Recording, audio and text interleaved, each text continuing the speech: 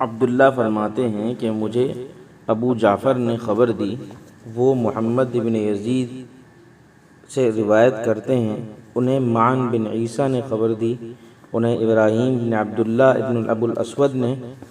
حسن بصری سے روایت کی کہ حسن بصری نے حضرت عمر بن عبدالعزیز کو خط لکھا، فرمایا اما بعد، آگاہ رہو، یہ دنیا گزرگاہ ہے، اقامت گاہ نہیں۔ آدم علیہ السلام کو تو اس دنیا میں سزا کے طور پر بھیجا گیا تھا، امیر المؤمنین اس سے ڈرتے رہیے، اسے چھوڑ دینا ہی اس کا توشہ ہے، اس کا فقر ہی اس کا غنیٰ ہے، ہر لمحے کسی نہ کسی کو قتل کرتی رہتی ہے، جو اس کی عزت کرتا ہے اسے ذلیل کر دیتی ہے، جو اسے جمع کرتا ہے اسے فقیر کر دیتی ہے۔ یہ اس سم قاتل کی طرح ہے جسے انجان آدمی کھا لیتا ہے، حالانکہ وہی اس کی موت کا سبب بنتا ہے۔ اس میں اس شخص کی طرح بن کر رہو جو اپنے پھوڑے پھنسی کا علاج کرتے ہوئے تھوڑے دن پرہیز کرتا ہے، اس اندیشے اور خوف سے کہ کہیں طویل عرصے تک اس کا خمیازہ نہ بھگتنا پڑے، اور طویل مشقت کے خوف سے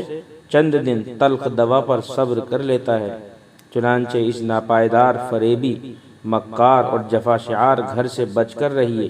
اس کی زیب و زینت محض دھوکہ اور لوگوں کو پھنسانے کا جال ہے، اپنی امیدیں دلا کر ہلاک کر ڈالتی ہے، اپنے چاہنے والوں کو توقع دلاتی رہتی ہے۔ یہ ایسی سجی سجائی دلہن کی طرح ہے، آنکھیں جسے تاک رہی ہیں، دل اس پر فریفتہ اور نفوس اس کے عاشق زار ہیں۔ یہ اپنے تمام عاشقوں کو قتل کر چکی ہے، مگر بعد والے پھر بھی پہلوں سے عبرت نہیں پکڑتے، اور نہ ہی دوسرا پہلے سے سبق حاصل کرتا ہے۔ اللہ عز و جل کو جاننے والا بھی نصیحت حاصل نہیں کرتا، جبکہ اللہ اس کے حالات بتا بھی چکے ہیں۔ دنیا کا جو بھی عاشق اپنی چاہت کے مطابق اسے حاصل کر لیتا ہے، وہ مغرور اور سرکش ہو کر آخرت کو بھلا ڈالتا ہے۔ اس کی متاثر سوچ و عقل اسی میں استعمال ہونے لگتی ہے، جس کے نتیجے میں اس کے قدم جادہ مستقیم سے ڈگمگا جاتے ہیں۔ جاکنی کے وقت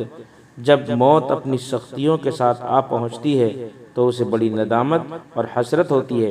مطلوب حاصل کیے بغیر پریشانیوں کے ساتھ ہی چلا جاتا ہے، نہ ہی اس کا نفس مشقت سے آرام پاتا ہے، چنانچہ بغیر تیاری و توشے کے دنیا سے چلا جاتا ہے۔ امیر المؤمنین، اس سے بچتے رہیے۔ جب آپ اس میں انتہائی خوش ہوں اس وقت انتہائی محتاط رہیے، کیونکہ انسان جب دنیا میں خوش ہو کر مطمئن ہو جاتا ہے تو وہ اسے مبتلا مصیبت کر دیتی ہے۔ اس میں خوش ہونے والا دھوکے میں ہے، اس کا نفع حاصل کرنے والا نقصان میں ہے، اس کی خوشحالی و فراخی تنگی سے ملی ہوئی ہے، یہاں کی بقا کا انجام فنا ہے، اس کی خوشی باعث غم و حزن ہے، یہاں سے جانے والا واپس نہیں آتا، اور آئندہ کا حال معلوم نہیں کہ اس کا انتظار ہو۔ اس کی آرزویں جھوٹی، اس کی امیدیں باطل، اس کی صفائی کدورت آمیز، اس کی زندگی حسرت بھری۔ یہاں انسان خطرات سے دوچار اگر غور و فکر کرے تو اسے نعمتوں سے محرومی کا خدشہ درپیش ہے، اور مصائب کا سامنا علیحدہ ہے۔ اگر بالفرض اللہ تعالی شانہ اس کے متعلق کچھ نہ بتاتے اور نہ ہی اس کی کوئی مثال بیان فرماتے، تب بھی صرف دنیا ہی سونے والے کی بیداری کے لیے اور غفلت زدہ کی تنبیہ کے لیے کافی ہوتی،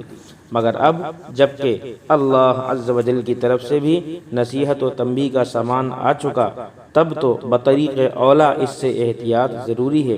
اللہ کے ہاں اس کی کوئی قدر و منزلت نہیں۔ جب سے اسے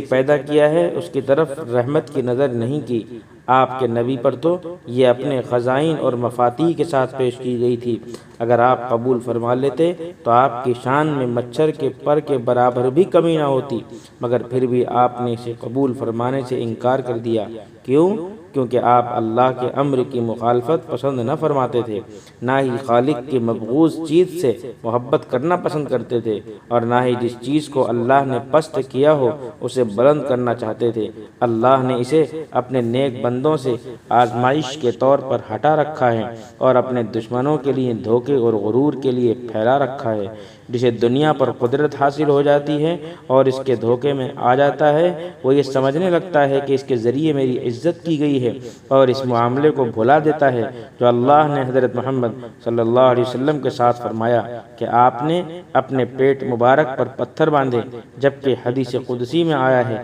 کہ اللہ تبارک و تعالی نے حضرت موسیٰ علیہ السلام سے فرمایا کہ اے موسیٰ، جب تم مالدار اور غنی کو آتا دیکھے تو سمجھ لینا کہ یہ کسی گناہ کی نقد سزا مل رہی ہے، اور جب فقر آتا دیکھے تو کہنا کہ صالحین کا شعار آ رہا ہے۔ اگر آپ چاہیں تو عیسیٰ ابن مریم کی اقتدا کر سکتے ہیں کہ وہ فرماتے تھے، بھوک میرا سالن، خوف میرا شعار ہے، اون میرا لباس ہے، سردیوں کا چمکتا سورج میری حرارت ہے، چاند میرا چراغ ہے،